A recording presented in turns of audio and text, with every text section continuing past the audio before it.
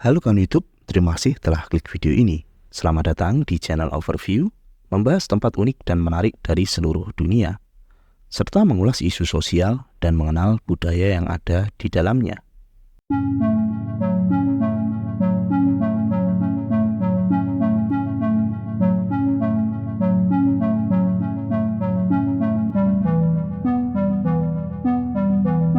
Setelah pada konten sebelumnya, kita mengulas Tanzania dengan Kilimanjaro sebagai puncak tertinggi di benua Afrika. Kali ini kita akan bergeser untuk mengulas dan mengenal Tibet. Ya, Tibet sering disebut sebagai atap dunia. Mengapa demikian? Karena ketinggian di wilayah ini menempati titik tertinggi di dunia.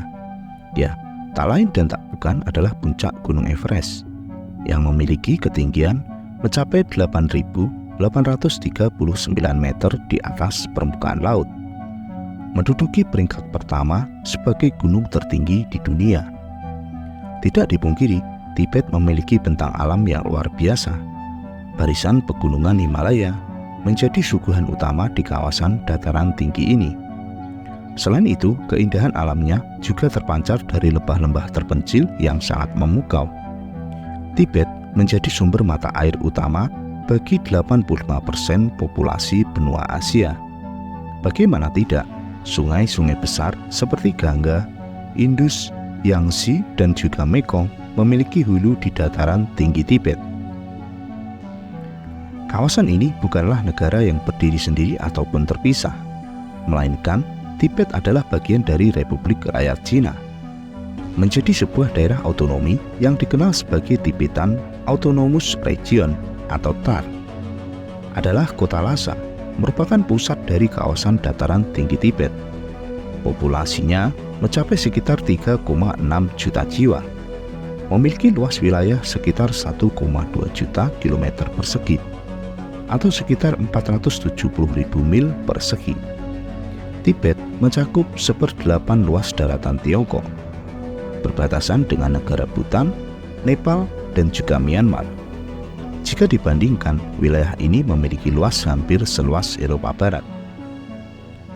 Sebelum tahun 1950, Tibet hampir tidak tersentuh. Sebagian besar kawasan di sana terisolasi dari dunia luar. Barulah setelah itu, Tiongkok mengklaim kedaulatannya atas Tibet. Meskipun hal ini juga menimbulkan isu yang sangat kontroversi, baik di dalam Tibet maupun dunia internasional. Sebagian besar warga Tibet, terutama yang berada di luar Tiongkok, menganggap tindakan negara Tiongkok sebagai sebuah invasi dan pendudukan kekuatan asing di kawasan Tibet. Meskipun demikian, pemerintah Tiongkok memberikan penjelasan sebaliknya, bahwa Tibet telah menjadi bagian yang sah dari negara Tiongkok. Mereka telah membebaskan Tibet dari rezim represif yang mana sebagian besar penduduknya hidup dalam perbudakan. Sedikit menilik sejarah Tibet, dulunya kawasan ini merupakan entitas yang sangat independen, mencakup periode ketika Tibet diperintah oleh dinasti Tiongkok dan juga Mongolia yang terkenal sangat kuat. Kehidupan sehari-hari di Tibet memiliki nuansa spiritual dan budaya yang sangat kaya.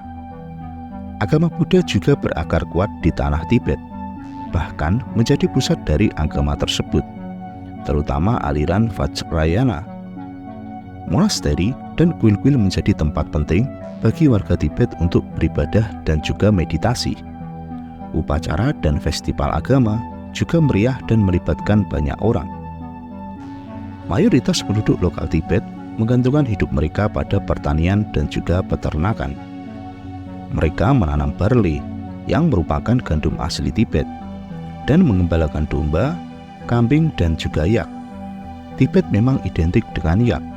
Binatang ini adalah sejenis kerbau hutan yang hanya hidup di Tibet.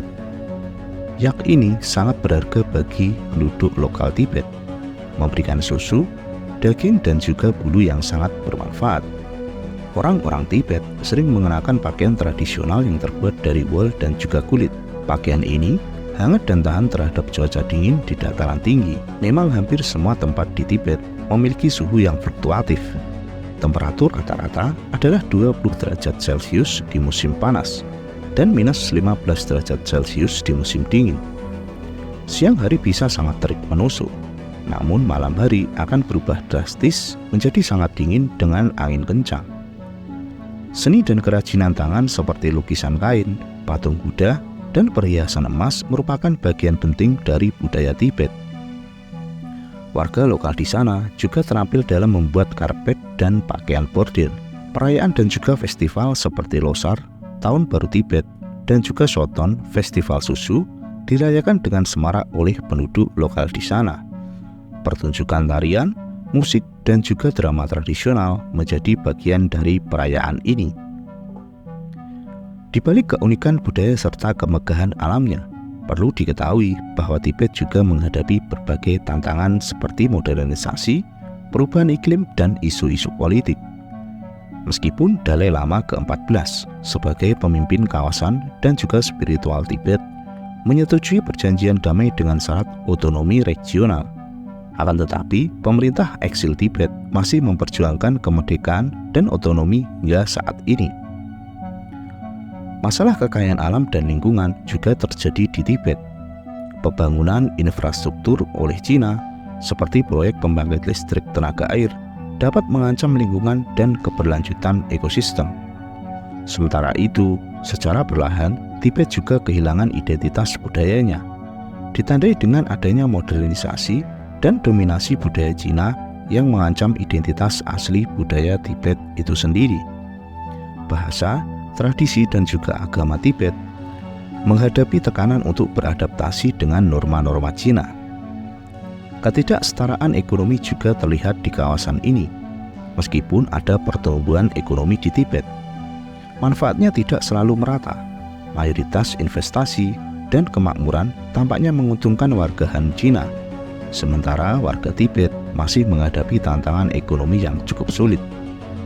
Pemimpin eksil Tibet menyatakan bahwa Tibet sedang mati secara perlahan di bawah pemerintahan Cina, dan situasinya tetap rumit serta kontroversial. Semua isu ini memerlukan perhatian dan juga pemahaman yang lebih lanjut untuk mencari solusi yang adil dan berkelanjutan bagi rakyat Tibet. Meskipun demikian, kehidupan sehari-hari di sana tetap memancarkan keunikan dan keindahan budaya serta alamnya. Dan itulah ulasan mengenai Tibet, kawasan otonomi Republik Rakyat Cina yang terkenal sebagai atap dunia dengan pegunungan Himalaya. Semoga video ini bermanfaat dan menambah wawasan bagi kita bersama. Terus dukung channel Overview agar berkembang. Terima kasih dan sampai jumpa di konten selanjutnya.